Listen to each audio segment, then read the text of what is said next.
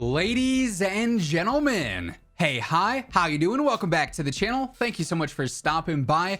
Coming up here with Season 3 Reloaded later on this week, we are of course going to see our next major weapons update. This is going to include the addition of some brand new weapons, 2 brand new weapons actually, which usually it's only one for the mid-season update. So this is kind of a nice little bonus update, if you will. We get 2 weapons there. And then also we've got weapon tuning coming up. So some new buffs, some new nerfs to change up the meta some. And we've got a brand new weapon camo update as well, all happening with this one singular patch. So a lot to break down when it comes to everything we currently know about this weapons update. Let's actually start first with our 2 brand new weapons. So as I'm sure you guys have probably heard by now, especially if you are active viewers here on the channel, which hey, I appreciate you. We do have 2 brand new pistols coming to the game with Season 3 Reloaded, and curiously enough, both of them are fully automatic pistols. So the close range meta is going to get some new competition here with Season 3 Reloaded. I'm really curious to see just how good these 2 pistols are. They're very different from one another though, for what it's worth, even though they are 2 both full auto pistols.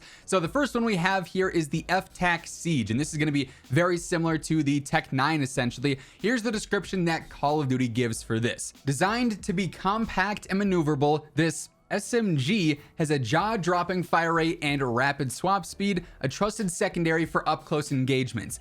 Kind of funny that they call it an SMG when it is a fully automatic pistol, but I guess it's sort of acting as like a pocket SMG in that sense. They also go on to say, the F-Tac Siege is a highly customizable, fully automatic machine pistol with a full suite of exciting new attachments. While it cannot be dual-wielded like other sidearms yet, so they're sort of insinuating that dual wield is going to come as a future update to this, I guess. Its gunsmithing options include drum magazines, numerous barrels that can either extend range or grant better mobility, SMG grade stocks, and an assortment of muzzles borrowed from the deep SMG pool of attachments. So it's going to have extended mag opportunities to basically make it like a full-on SMG hybrid, if you will. Here it's probably going to have much worse range than SMGs, but it can definitely act as one in a lot of ways. Although it cannot be a true substitute to a primary SMG, as I was just saying, this fast-firing secondary is a boon in close-quarter situations and can push the limits of a sidearm's range. So could potentially be a top contender for the new best pistol, especially if it's easy to use and it has a relatively competitive TTK. And all things considered, I feel like it being fully auto is going to help out a lot with that. Now, in order to actually unlock the F-Tac Siege, this is going to be a free weapon like all of our other ones.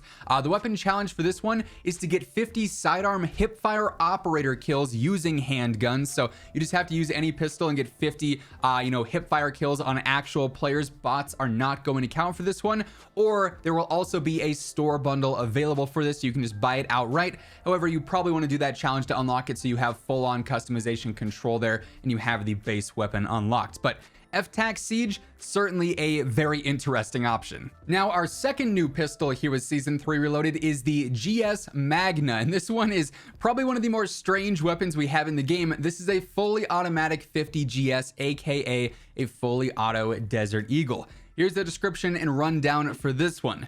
This fully automatic 50 GS boasts a thunderous rate of fire and enough power to put an end to anyone foolish enough to cross your path. Hold down the trigger and let this 50 cal speak for itself. If the X13 auto is good for mobility and the F-Tac Siege's strength is in versatility, this sidearm is built for raw power. So the TTK here is probably going to be very, very spicy. This weapon uses the exact same cartridge and most attachments as the semi-automatic 50 GS, including the ability to go akimbo and absolutely pulverize enemies at close range. So yes, you can have akimbo fully automatic 50 GSs, which is going to be absolutely hilarious and insane at the same time. Be careful what you wish for, however. This great power comes with the responsibility of managing some incredibly high recoil. However, operators who can tame this beast of a sidearm will be handsomely rewarded with a secondary that can easily compete at extreme close ranges. So it doesn't seem like this one's going to be very versatile in terms of any range, especially if it has significant recoil. If you're looking to use a 50 GS, you'd want to use the semi-automatic for that so you can just tap repeatedly over range. However, for close range, where recoil is not nearly as much of a factor as it is in 15, 20, 25, 30 meter fights with a pistol like this, it could be very, very dominant if you can control it. Now, The unlock challenge for the Magna GS here is to get 30 headshot operator kills while using the 50 GS. So for this one, you have to specifically be using the Desert Eagle and get 30 kills on real players. Again, bots, or 30 headshot kills, I should say. Bots will not count for this one either. Or again, you can buy the store bundle associated with it, but once more, you do probably want to unlock that base weapon as well. So two brand new pistols with two very different personalities. Really curious to see how these play into the meta. Also, for what it's worth, the throwing star is coming as well. To unlock that fully for your customization, you need to get 50 kills with a throwing knife. If you're someone interested in that, that one's pretty straightforward. Now, as we move on into the remainder of what to expect with this weapons update, quick reminder, if you guys are new to the channel, every single day I'm your one-stop shop for all things going on between MW2, Warzone 2, and DMZ. So feel free to hit that subscribe button and turn on those post notifications to always stay up to date. And if you guys enjoyed the video, let me know by dropping a like on it as well. Would be seriously appreciated. And quick shout out to my friends over at Gamer Advantage. If you are planning on grinding Season 3 Reloaded to level up these new weapons to drop into ranked, if you're looking at screens for long periods of time for this, or maybe it's for school or work or anything else, pick yourself up a pair of Gamer Advantage glasses. Do yourself a favor. They're game changers. They're going to reduce your headaches, your eye strain. They even help you sleep better at night so you can wake up feeling nice and refreshed the next day, ready to do it all over again. If you ever want to pick up a pair for yourself, they offer prescription or regular lenses, plenty of different frame options. Code Immortal gets you a nice little discount at checkout. Link for that will be down in the description below. Anyway, as mentioned at the start of the video, with this new weapons update, we are getting a brand new camo update as well, where essentially we have a brand new camo event in and of itself. So just like last season with the Cherry Blossom camo event, we now have a new one that offers some new challenges. So complete one weapon category challenge to unlock new camouflage for every weapon in that category. Complete all 10 weapon categories to earn another new camo for every weapon category. So these are universal, but you'll have to do it for every single weapon category to get the true universal one for all things. Otherwise, it's just weapon category specific. But for this one, according to the leaks, it's sort of like a red topographic camo. We talked about that earlier on this week.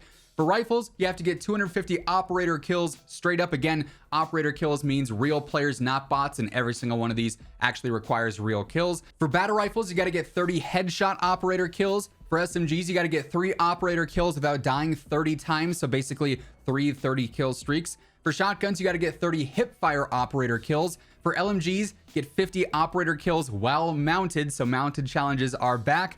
Marksman rifles get 25 long shot operator kills. Snipers get 30 long shot operator kills. Sidearms get 50 straight up operator kills. Launchers get 40 straight up operator kills. And for melees, get 30 operator kills from behind. So pretty self-explanatory there, but a new weapon camo update is coming with Season 3 Reloaded. And then as far as weapon adjustments go, weapon tuning and weapon balancing, for this update, they haven't given us any direct specifics. You know, previously before they said, hey, the KV broadside, it's going to be nerfed or it's way too overpowered. This time though, no details on that front. We just have some assumptions to go off of, you know, based on information that they've given us before and their thoughts on the metas that we have in the TTK that we have in the game right now. So for the long range meta, it's kind of a coin flip, you know, maybe because the one-shot sniper meta is brand new, they've gathered some data there, so we could see some adjustments to that and how that behaves and how those certain one-shot snipers perform in game. I think mainly though, the focus is going to be again on the ISO Hemlock. This has been a top tier rifle, arguably the #1 rifle pretty much ever since it was introduced. It saw some nerfs with Season 3, but it didn't really see a major nerf that knocked it out of the meta. But then also the brand new Cronin Squall. This thing is by far like the most powerful mid to long range option right now. If you can land your shots consistently, the thing's an absolute beast and borderline overpowered. So wouldn't be surprised if we saw some changes there to bring it back more in line with some of the other rifles. I think the majority of the changes though for the weapon balancing update this time around is going to be for the close range meta, because this is where they've said repeatedly that they want to adjust the close range TTK a bit more to make it a bit more balanced. So I think just like last update, we're going to see a lot of, you know, adding minimum armor damages to certain weapons like the Lockman, the MP7, the P90, so on and so forth, just to slow down their Warzone specific TTK. But then also we might see some headshot multiplier nerfs as well, like we saw with the last update too. Again, just to slow things down a little bit in those first couple of meters there where the close range TTK is pretty absurd. But overall, a pretty significant weapons update coming with Season 3 Reloaded. Of course, the full patch notes are going to be dropping just before the update with all the official weapon balancing and everything going on there. So stay tuned for that. I'll be covering all those notes right as they drop, so feel free to hit that subscribe button, turn on those post notifications for that, and everything else going on in COD. I got you covered on a daily basis. And if you guys enjoyed the video, let me know by dropping a like on it as well. But that is going to wrap things up for this one. Once again, thank you so much for tuning in, and until next time, take it easy, have an awesome rest of your day, and I will catch you guys later. Peace out.